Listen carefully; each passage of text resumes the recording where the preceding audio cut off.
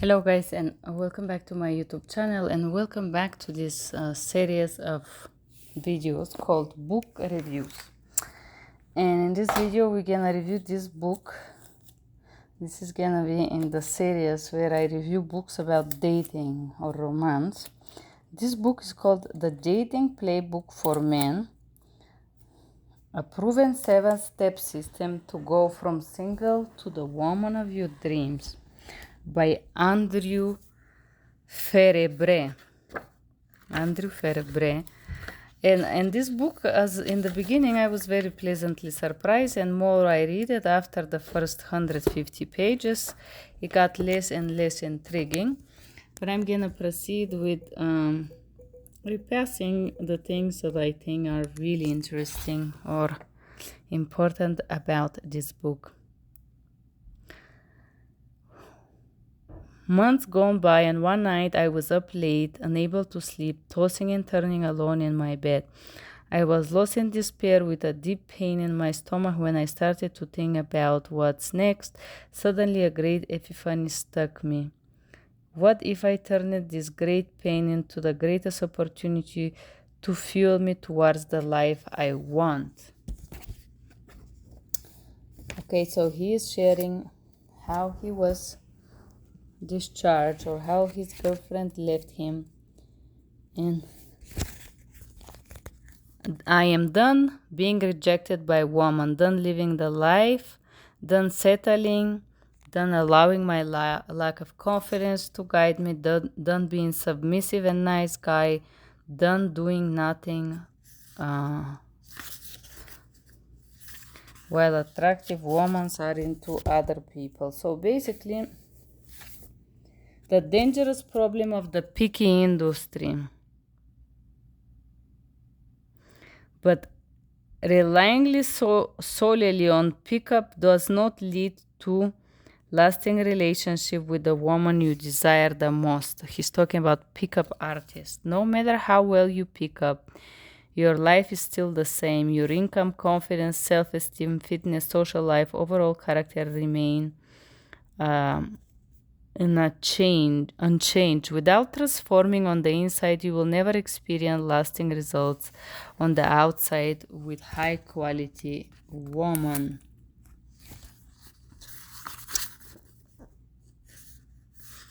Choose wisely. What would happen if you don't take this seriously? Talking about watching adult movies here. What are you willing to sacrifice to achieve your goal? And this is a little bit like a marketing strategy to sell this book. The reason that most people never achieve their goals is they said is not because they didn't write their goals right away, they couldn't chant their affirmations. The reason people don't achieve their goals, they said, is because they aren't willing to put the work and make the sacrifices required to achieve them. Very good idea here. I could not agree more. Next, what is the grounded man? And now he describes a version here in his head of what he believed that man is. Women don't just want a man who will pay the bills and provides home. They want a man of character, substance, who brings strength, adventure, and aliveness into their everyday realities.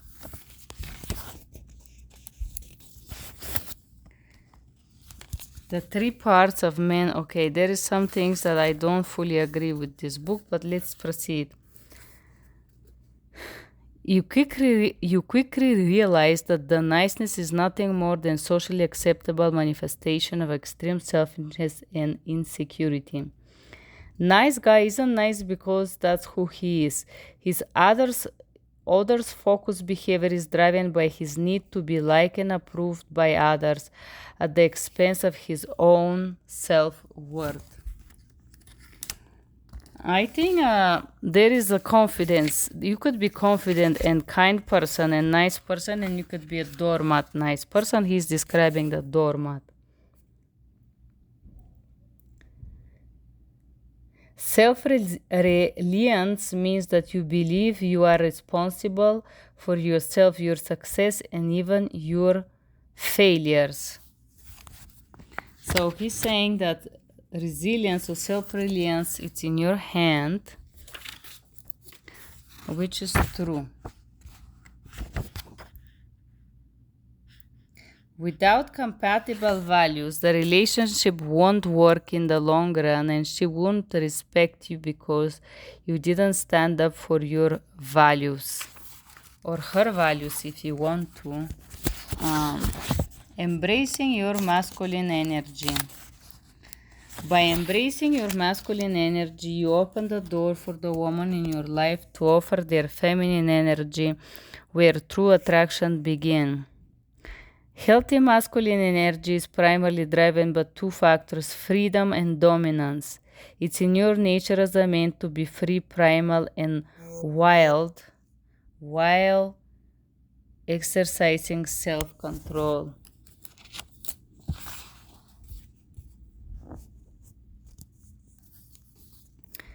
In your own life, you're the most important person they will ever be. Therefore, you should prioritize your life, your health, finances, education, relationship, growth, and everything that is important to you. You cannot put the needs of others before your own or go out to meet a woman in hopes that one of them will make you happy and finally fulfill you. The psychology of grounded men. At the end of the day, true lasting attraction doesn't occur by manipulating woman's psychology. True attraction is byproduct of authenticity, adding value and sharing positive emotions with no expected outcome. And I believe that manipulation never give results. Having a growth mindset means that you believe any skill, talent, ability can be learned and improved upon, which is the truth. You can learn and achieve anything in life as long as you put some effort into it. Anything, I mean it. Okay, let's see what else he says here. The first is that you believe the lie that you are not enough to attract beautiful women. You just accept your own limiting belief. So basically in this chapter he talks like if you believe you're not good enough, you will act as not good enough. Grounded man goes out to offer value, share positive emotion, and have fun in interactions with all women without being attracted to any specific outcome. Basically, he call it grounded man. I call it not to be a doormat or be masculine. Very interesting parts here. When you let go of your need to experience a certain outcome and you allow yourself to be truly free and express yourself more openly, this is what attracts women. And I think this also, I could see this is attractive and why. You are enough. This is the three most important words that you have to learn and remember. You're only enough when you commit to life of growth. Anytime you have to make decisions are faced with challenging situation, ask yourself, what would someone who loved themselves at level 10 out of 10 do? Or basically how to decide with full sense of love and abundance. The moment of this journey will be the time you made other people's lives better, more exciting, more memorable. The best moment of your journey in life and adventure is when you make other people's life better.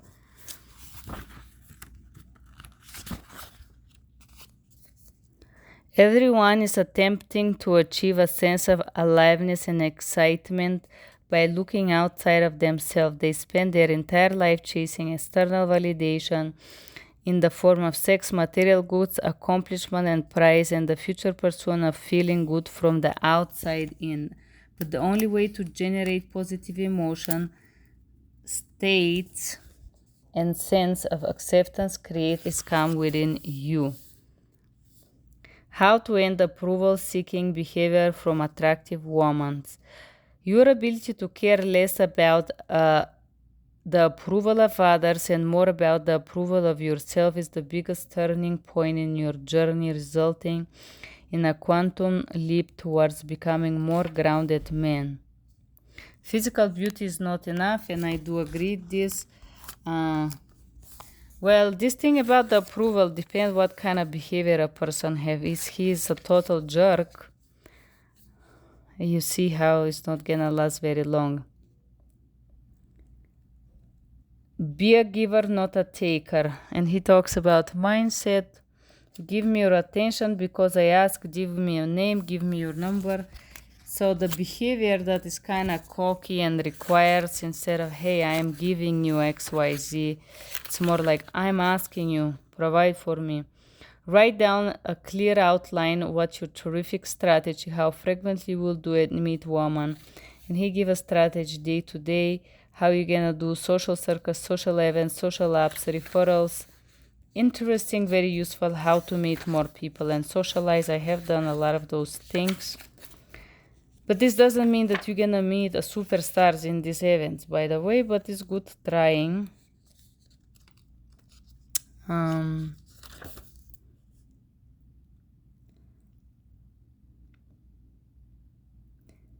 She is not gonna tell you, hey, would you touch me now? Platonic physical escalation. Physical, platonic, close proximately, rubbing, arm touching, shoulder touching. Dominance, picking her up, spinning, grabbing her hand, kissing or dancing. The first few I absolutely disagree. I think this is inappropriate, but he's providing some coaching about different levels of physical intimacy, sexual.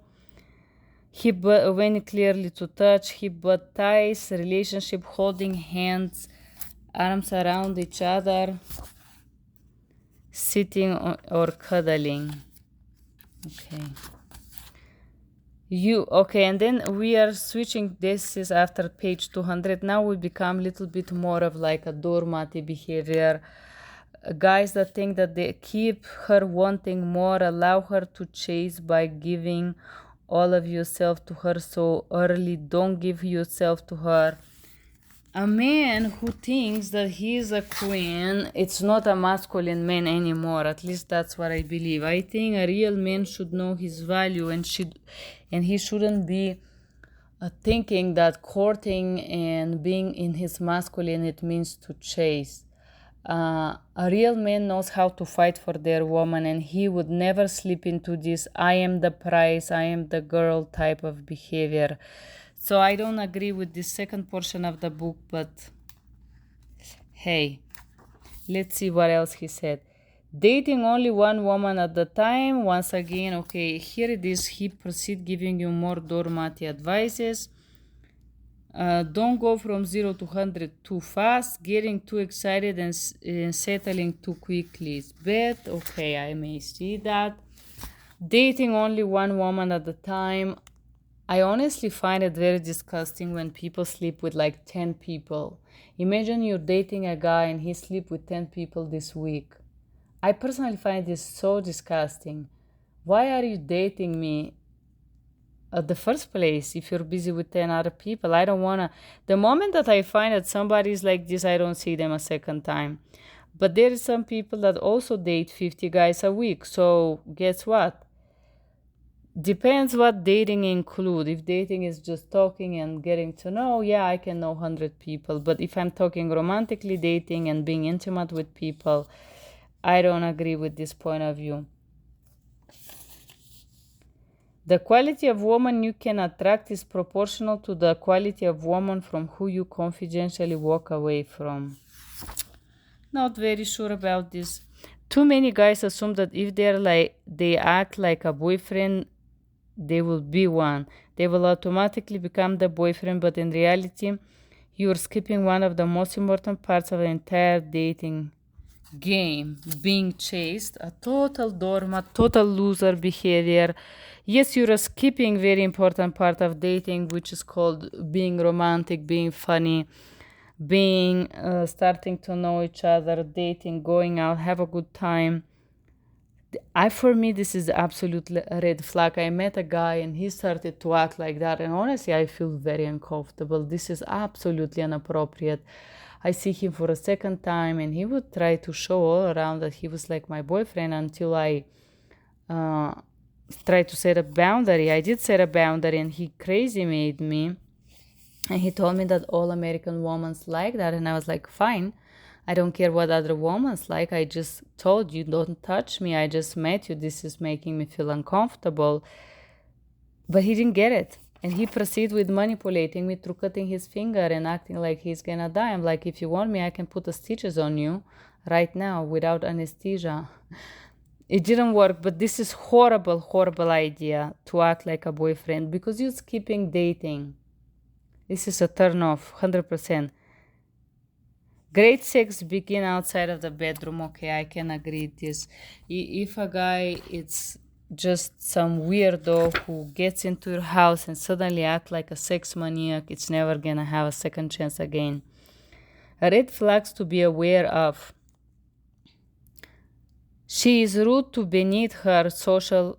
I think there are very few women who would do this, but a lot of guys will do this. She has low quality friends. This is another presumption here. How do you know the quality of her friends? You just met her, right? She has no passion or vision for the future. I don't know if people like this exist, but maybe it's possible. She's overly noisy and often jealous. I don't know what makes somebody overly noisy. It's like, is there a limit how many questions they can ask you, or they can, maybe she's just interested, you know? You never know if somebody's noisy or they are just jealous. Has a mental issue she hasn't taken care of. She was abused growing up. This guy is not very well mentally. Once again, I think every single child receive at least one form of abuse. It could be control, emotional, psychological, physical. So I haven't met a person who has not experienced any type of abuse, honestly. People who has not experienced physical abuse maybe experience emotional withdrawal, cold treatment, humiliation, and whatnot. This is equal as a physical abuse. She can't communicate effectively and isn't willing to learn. Once again, putting the guy as a judge, master of communication, judging the woman down.